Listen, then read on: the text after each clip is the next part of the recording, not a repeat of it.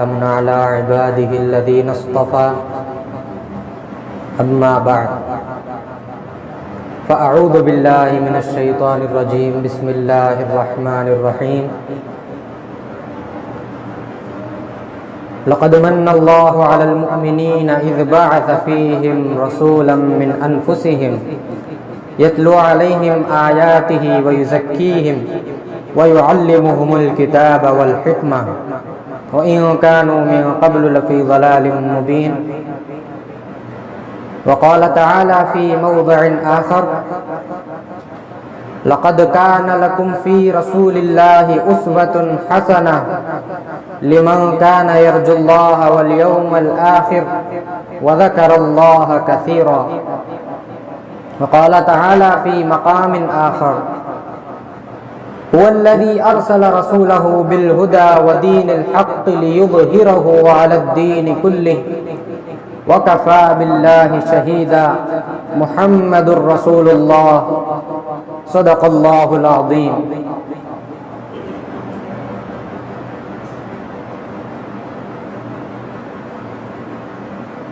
وحدت کے بھرے جام پلاتا تو ہے، وحدت کے بھرے جام پلاتا تو ہے، میرے بگڑے ہوئے کام بناتا تو ہے، اندھیروں میں سویروں کو سلاتا تو ہے، سویروں کو اندھیروں سے جگاتا تو ہے، یکتا ہے یگانا ہے تو احد صمد ہے، یکتا ہے یگانا ہے تو احد صمد ہے، مشکل سے ہو مشکل تو بچاتا تو ہے، پڑ جائے کسی وقت پہ مریم پہ جو تہمت، پڑ جائے کسی وقت پہ مریم پہ جو تہمت، طفلان کو جھولے میں بلاتا تو ہے، ہر وقت کے فرعون کو تو ہی ہے ڈبوتا، ہر وقت کے فرعون کو تو ہی ہے ڈبوتا، ہر وقت کے موسیٰ کو بچاتا تو ہے، بہتان کوئی باندھے جو حرم نبی پر، بہتان کوئی باندھے جو حرم نبی پر، عائشہ تو مطہر ہے بتاتا تو ہے، قرطاس کے چہرے پر ایک لفظ لکھا میں نے، قرطاس کے چہرے پر ایک لفظ لکھا میں نے، اس لفظ کی خوشبو سے قرطاس معطر ہے، اس لفظ کی کرنوں سے عالم بھی منور ہے، وہ لفظ مکمل ہے، وہ لفظ محمد ہے۔ سیرت النبی کے تعلق سے گزشتہ جمعہ بھی آپ کے سامنے کچھ باتیں آئی تھی۔ اللہ تبارک و تعالیٰ کا احسان ہے کہ اللہ تبارک و تعالیٰ نے ہم کو امت محمدیہ میں پیدا فرمایا، یہ بہت بڑی نعمت ہے۔ ابھی ماضی قریب کچھ سالوں پہلے کی بات ہے کہ یورپ کی ایک ویلفیئر سوسائٹی نے ایک کمیٹی قائم کی اور انہوں نے ایک بات یہ چلائی کہ آج کل جو دنیا میں جنگیں ہو رہی ہے، ایک دوسرے سے جو ممالک لڑ رہے ہیں، یہ سب مذہب کے نام پر، سب مذہب کی لڑائیاں ہیں۔ عیسائی چاہتے ہیں کہ عیسائیت پھیلے، یہودی چاہتے ہیں کہ یہودیت پھیلے، مسلمان چاہتے ہیں اسلام پھیلے، تو کیوں نہ کسی ایک مذہب کو مان کر سب کو اسی پلیٹ فارم پر جمع کیا جائے۔ تو ویلفیئر سوسائٹی نے ایک مجلس میں مسلمانوں کو بلایا، یہودی دانشوروں کو بلایا، عیسائی دانشوروں کو بلایا، چونکہ یہ تین بڑے مذاہب ہیں اور ان کا دعویٰ ہے کہ ہمارا مذہب آسمانی ہے، ہمارا مذہب آسمان سے نازل ہوا، تو یہ تین مذہبوں کو بلایا، حالانکہ اس کے علاوہ بھی کئی مذہب ہے، ہندوازم ہے، بدھسٹ ہے اور کئی مذہب ہے، لیکن یہ تین بڑے مذاہب ہیں، اسی لیے ان کو جمع کیا اور ان مذاہب کے دانشوروں کو ان کو بلا کر ان کے سامنے دو جج قائم کیے اور ان سے سوالات کرنا شروع کیا۔ تو دو ججوں نے پہلا سوال یہ کیا کہ مذہب تو وہ ہوتا ہے جو کسی نبی سے منسوب ہو، مذہب وہ ہوتا ہے جو کسی نبی سے منسلک ہو، کیا تمہارا مذہب بھی کسی نبی سے منسلک ہے؟ یہودی نے کہا کہ ہم موسیٰ علیہ السلام کا مذہب کے ماننے والے، عیسائی نے کہا کہ ہم عیسیٰ علیہ السلام کے مذہب کے ماننے والے، مسلمان نے کہا کہ ہم محمد الرسول اللہ صلی اللہ علیہ وسلم کے مذہب کے ماننے والے ہیں، تو پھر اس جج نے دوسرا سوال یہ کیا، کیا تمہارے نبی کوئی ایسا معجزہ لے کر آئے تھے جو آج تک قائم ہے؟ تو یہودی نے کہا کہ حضرت موسیٰ علیہ السلام کا عصا ایک معجزہ تھا۔ عیسائی نے کہا کہ حضرت عیسیٰ علیہ السلام قم باذن اللہ کہتے، مردہ کھڑا ہو جاتا، ان کا ایک معجزہ۔ لیکن اگر نبی گزر جائیں تو پھر وہ معجزہ گزر جاتا ہے۔ اگر ہم کو حضرت موسیٰ علیہ السلام کا آج عصا مل بھی جائے،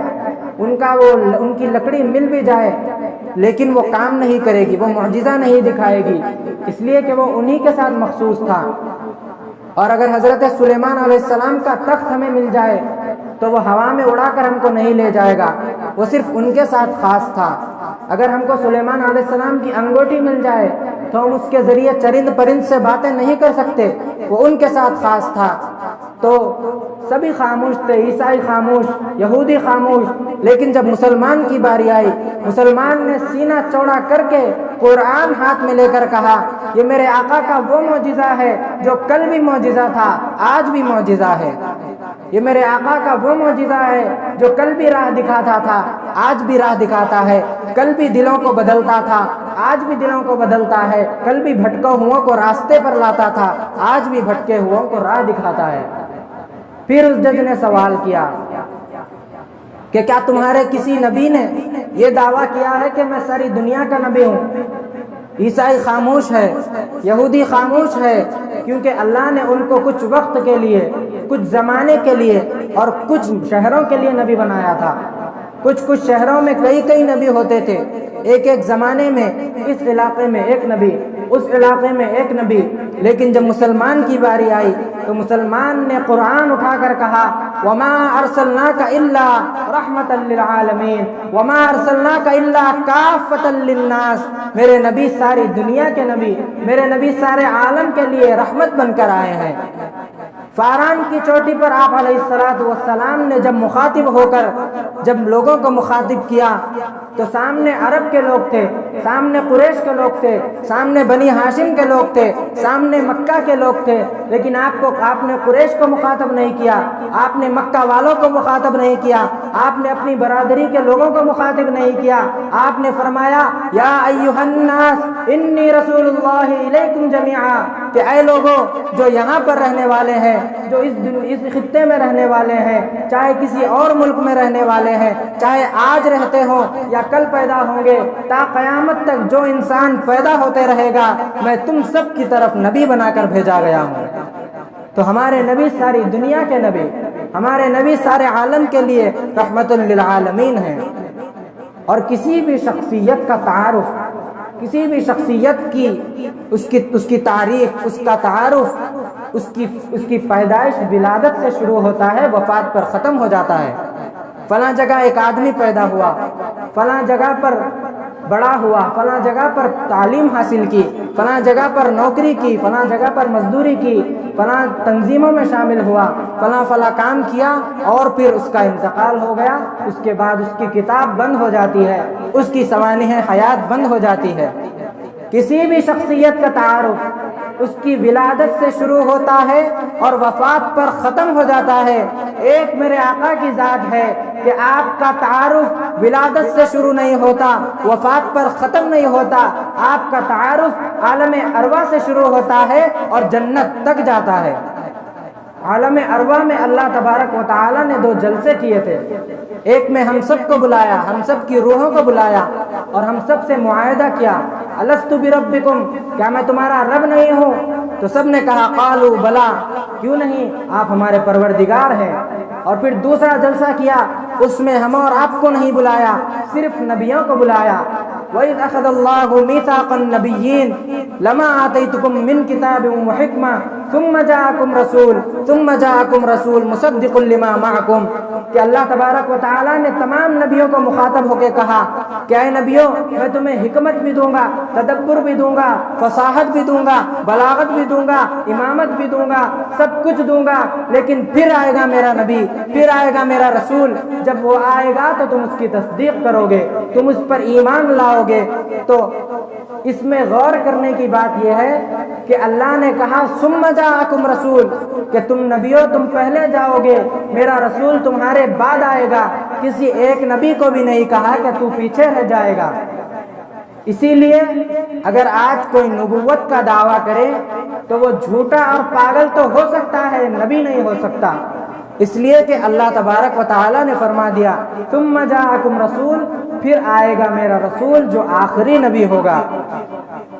تو اللہ تبارک و تعالیٰ نے ہمارے نبی کو اتنا بڑا اور اتنا اعلیٰ مقام عطا کیا۔ آپ کی آمد کے چرچے آپ کی ولادت سے قبل ہی شروع ہو گئے۔ اماں آمنہ فرماتی ہیں کہ ابھی میرے شکم میں تھے، ابھی ولادت نہیں ہوئی تھی، میں پتھر پہ پاؤں رکھتی ہوں، پتھر موم ہو جاتا ہے، میں کنویں پہ پانی لینا جاتی ہوں تو پانی ابل کر اوپر آ جاتا ہے۔ ایسے برکات اور ایسے انوار آپ کی پیدائش پر رونما ہوئے، اور پھر جب پیدا ہوئے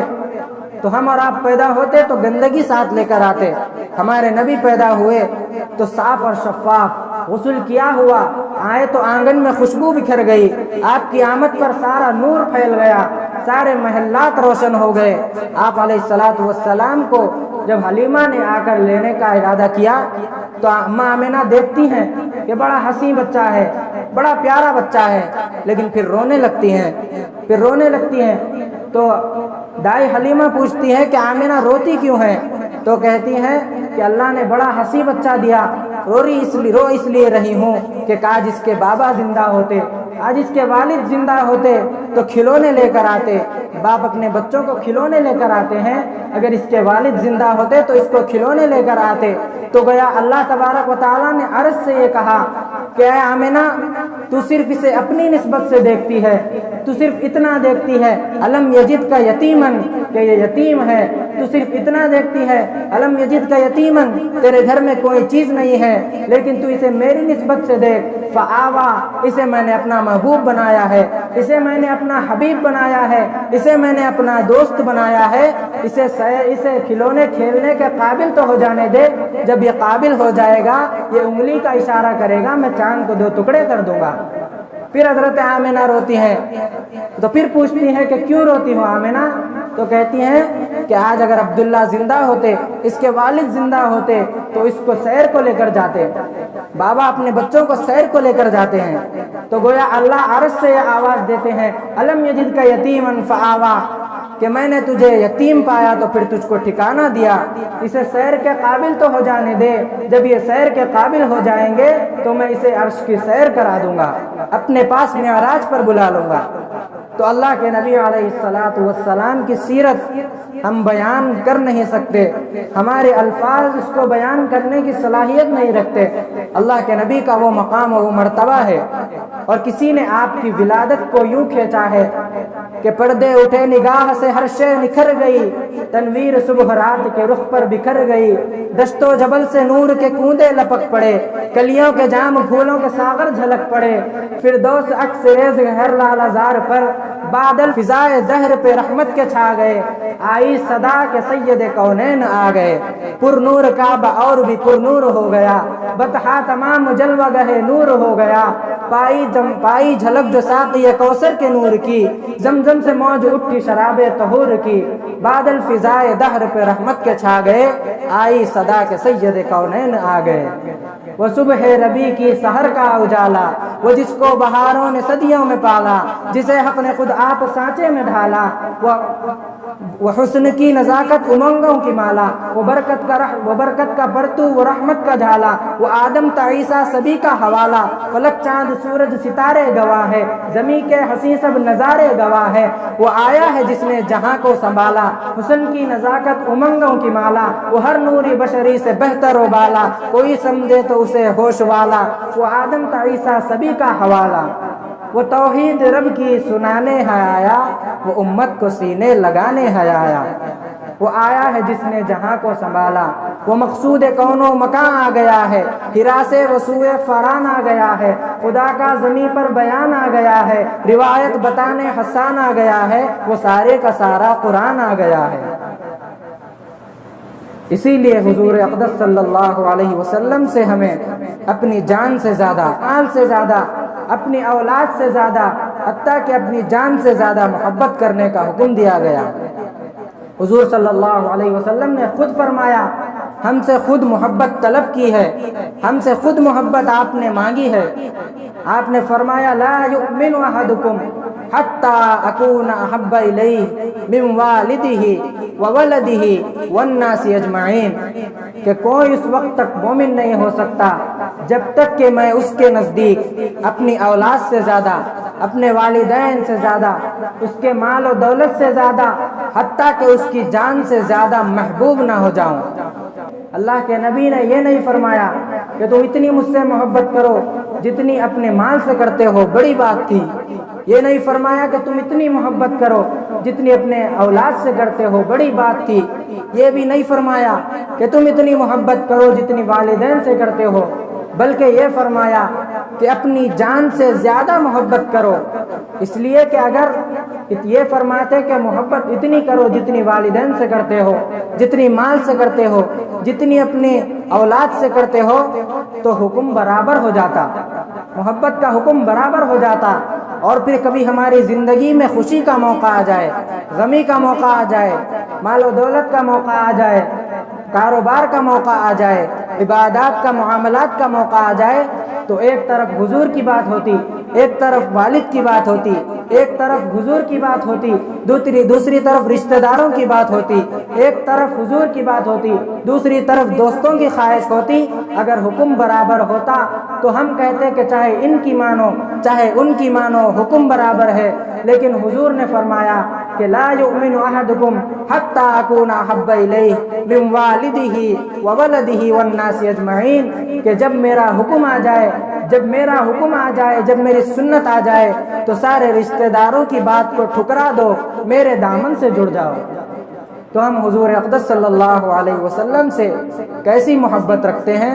خود اپنے آپ کے اندر ہم جھانک کر اپنے آپ کا جائزہ، اپنا محاسبہ لے سکتے ہیں۔ حضور اقدس صلی اللہ علیہ وسلم کی ولادت اور ان کی زندگی کو ہم چاہے پوری زندگی بھی بیان کر دیں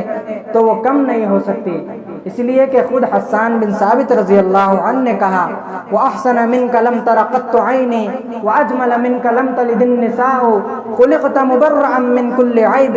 كَأَنَّكَ قَدْ خُلِقْتَ كَمَا تَشَاءُ، کہ محبوب یا رسول اللہ، میرا تخیل یہ ہے، میرا خیال یہ ہے کہ اللہ نے آپ کو ایسے بنایا جیسے آپ نے خود چاہا، اللہ نے آپ کو ایسے بنایا جیسے آپ سے اللہ نے پوچھ پوچھ کر بنایا۔ گویا حضرت حسان اپنے خیالوں میں، اپنے تخیل میں کہنا چاہتے ہیں کہ اللہ آپ نے جیسے چاہا سورج کو تپش دے دی، آپ نے جیسے چاہا ستاروں کو چمک دے دی، آپ نے جیسے چاہا پہاڑوں کو بلندی دے دی، آپ نے جیسے چاہا دریاؤں کو روانی دے دی، جیسا چاہا آپ نے ساری دنیا کو بنا دیا۔ لیکن جب یا رسول اللہ آپ کو بنانے کی باری آئی تو گویا اللہ نے آپ سے پوچھا ہوگا کہ محبوب تو بتا میں تجھے کیسے بناؤں، تو گویا اللہ کے محبوب نے کہا ہوگا کہ اے مولا میری آنکھ ایسے بنا کہ جب میں کسی کو محبت سے دیکھوں تو وہ صحابی بن جائے۔ اللہ نے پوچھا ہوگا کہ محبوب تیرا چہرہ کیسے بناؤں، تو محبوب نے کہا ہوگا کہ اے اللہ میرا چہرہ ایسے بنا کہ جب میں آسمان پر نظر اٹھا کر دیکھوں تو قبلہ بدل دے۔ آپ نے کہا، اللہ نے پوچھا ہوگا کہ محبوب تیری انگلیاں کیسے بناؤں، آپ نے گویا کہا ہوگا کہ اے اللہ میری انگلیاں ایسے بنا کہ میں اگر انگلیوں کو پیالے میں ڈال دوں تو اس سے چشمے جاری کر دے۔ تو ہمارے نبی اتنا بڑا مقام و مرتبہ رکھنے والے، جن کے متعلق اللہ نے فرما دیا وَرَفَعْنَا لَكَ ذِكْرَكَ، اے محبوب ہم نے آپ کا ذکر بلند کر دیا۔ اللہ نے یہ نہیں کہا کہ ہم نے آپ کا ذکر بلند کر دیا،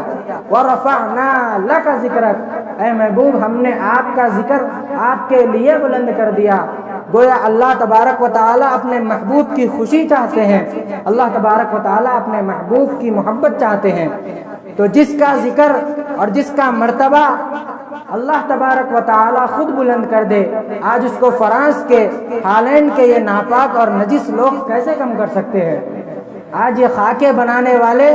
انشاءاللہ خاک میں مل جائیں گے، لیکن ہمارے نبی کا ذکر بلند ہوتا رہے گا، جن کے متعلق اللہ نے فرما دیا وَرَفَعْنَا لَكَ ذِكْرَكَ، ہم نے آپ کا ذکر بلند کر دیا۔ اس لیے ہمیں سیرت کو اپنانا چاہیے، ہمیں اپنے اندر حضور اقدس صلی اللہ علیہ وسلم کی زندگی کو اپنانا چاہیے۔ آج ہم صرف حضور اقدس صلی اللہ علیہ وسلم کی پیدائش پر خوش تو ہو جائیں، لیکن آپ کے طریقے پر، آپ کی سنتوں پر اگر ہم نہ چلیں تو یہ حقیقی محبت نہیں ہوگی۔ حقیقی محبت تو یہ ہے کہ میرا پل پل، میرا لمحہ لمحہ حضور اقدس صلی اللہ علیہ وسلم کی، آپ علیہ الصلوۃ والسلام کے طریقے پر چلنے میں گزر جائے۔ اور صحابہ نے ہمیں ایسا کر کے دکھایا، ہمیں صحابہ نے ویسی محبت بھی دکھائی کہ آپ علیہ الصلوۃ والسلام ایک مرتبہ خطبہ دے رہے ہیں، بیان کر رہے ہیں، آپ نے کسی کو دیکھا کہ کھڑے ہوئے ہیں، آپ نے فرمایا کہ بیٹھ جاؤ، اور وہاں صحابی مسجد کے باہر سے تشریف لا رہے ہیں، وہ کسی ایسی جگہ پر تھے جہاں پر گایوں کی گندگی پڑی ہوئی تھی، وہاں پر جانوروں کی پلیت پڑی ہوئی تھی، لیکن صحابی کے کانوں میں اللہ کے نبی کا فرمان پہنچ گیا کہ بیٹھ جاؤ، اور انہوں نے وہیں پر بیٹھ گئے۔ اللہ کے نبی علیہ السلام جب باہر تشریف لائے تو دیکھا کہ صحابی وہیں پر بیٹھ گئے، تو اللہ کے نبی علیہ السلام نے صحابی سے پوچھا کہ میں نے تو تمہیں نہیں کہا تھا، میں نے وہاں پر موجود لوگوں سے کہا تھا کہ بیٹھ جاؤ۔ صحابی عرض کرنے لگے یا رسول اللہ، جب آپ کا حکم میرے کانوں میں پڑ جائے کیا میری مجال ہو سکتی ہے کہ میں آپ کے حکم کو نہ مانوں؟ سوچئے صحابہ نے ہمیں کیسی محبت کر کے دکھائی، کیسی عقیدت اللہ کے نبی سے ہم کو بتائی۔ اور آج ہمیں بھی ضرورت ہے کہ اگر ہم 10% بھی اللہ کے نبی کے حکموں پر، اللہ کے نبی کی سنتوں پر چلیں گے تو انشاءاللہ حالات بدل جائیں گے۔ اس لیے عزم کر کے اٹھیں کہ ہم آج کے بعد حضور سے محبت کریں گے، اور حضور کا فرمان ہے قرۃ عینی فی الصلاۃ، میری آنکھوں کی ٹھنڈک نماز میں رکھی گئی ہے۔ ہم انشاءاللہ نمازوں کو نہیں چھوڑیں گے، چاہے کچھ بھی ہو جائے ہم نمازوں کی پابندی کریں گے، اور اللہ کے نبی علیہ الصلوۃ والسلام کے طریقے پر چلتے رہیں گے۔ اور کسی بھی ذات کو پرکھنے کے، اس کو جانچنے کے 3 چیزیں، 3 زاویے ہوتے ہیں، اور اس پر اس ذات کو پرکھ کر اس کو جانچ کر دیکھا جاتا ہے۔ حسن خصائل، حسن جمال، حسن کمال، ان 3 چیزوں سے پرکھ کر انسان کو جانچا جاتا ہے کہ انسان کی خصلتیں کیسی ہے، اس کی خصلتیں دیکھی جاتی ہے۔ نمبر 2 حسن جمال، اس کی خوبصورتی دیکھی جاتی ہے۔ نمبر 3 حسن کمال، اس کا کمال اور اس کا فن دیکھا جاتا ہے۔ اور اگر ان 3 زاویوں سے میرے آقا کو دیکھو تو میرے آقا کی ذات کامل نہیں بلکہ اکمل ہے، اور آپ کی ان تعریفوں کو بیان کرنا مشکل نہیں، ناممکن ہے۔ حسن خصائل میں دیکھو، خصلتیں آپ کی دیکھو تو دشمنی کے باوجود مکہ والوں کی امانتیں آپ کے پاس، حالانکہ دشمن ہیں لیکن آپ کے پاس اپنی امانتیں رکھتے ہیں، دشمن ہونے کے باوجود آپ کو امین اور صادق کا لقب دیتے ہیں۔ حسن جمال، حسن جمال اور خوبصورتی میں دیکھو، حضرت عائشہ رضی اللہ عنہا فرماتی ہیں کہ آقا کے مسکرانے سے میری گمشدہ سوئی مل جاتی ہے۔ اور آپ کے حسن جمال کو اگر دیکھو تو صحابی رسول ابن مرارہ رضی اللہ عنہ رات کے وقت میں مسجد نبوی میں تشریف لاتے ہیں، 14ویں رات کا چاند چمک رہا ہے اور نیچے آمنہ کا لال آرام فرما رہے ہیں۔ آپ نے دیکھا کہ دیواروں پر آس پاس روشنی پھیلی ہوئی ہے، چمک دمک پھیلی ہوئی ہے۔ ابن مرارہ رضی اللہ عنہ کہتے ہیں میں سوچنے پر مجبور ہو گیا کہ یہ جو روشنی ہے یہ اس چاند کی ہے یا اس چاند کی ہے، پھر قسم کھا کر فرمائی کہ اس چاند کی روشنی اس چاند سے زیادہ روشن ہے۔ یہ ہمارے آقا کا حسن و جمال۔ اور پھر حسن کمال، ہمارے آقا کی فن کو، ہمارے آقا کی خوبیوں کو دیکھو تو آپ علیہ السلام کی خوبیوں کا کیا کہنا، جسے آپ ایک مرتبہ محبت سے دیکھیں اس پر جہنم کی آگ حرام ہو جائے۔ اللہ کے نبی علیہ السلام کے معجزے اتنے اعلیٰ کہ آپ علیہ السلام اگر مٹھی میں کنکریوں کو حکم دے تو کنکریاں کلمہ پڑھ دیں، اگر آپ اشارہ کریں تو چاند 2 ٹکڑے ہو جائے، اگر آپ انگلیوں سے چاہیں تو چشمے جاری کر دے۔ اللہ تبارک و تعالیٰ سے دعا ہے کہ اللہ ہم تمام کو کہنے سننے سے زیادہ عمل کی توفیق عطا فرمائے، ہمیں سیرت کو اپنا کر اس پر عمل کرنے کی توفیق عطا فرمائے۔ وآخر دعوانا ان الحمد للہ رب العالمین.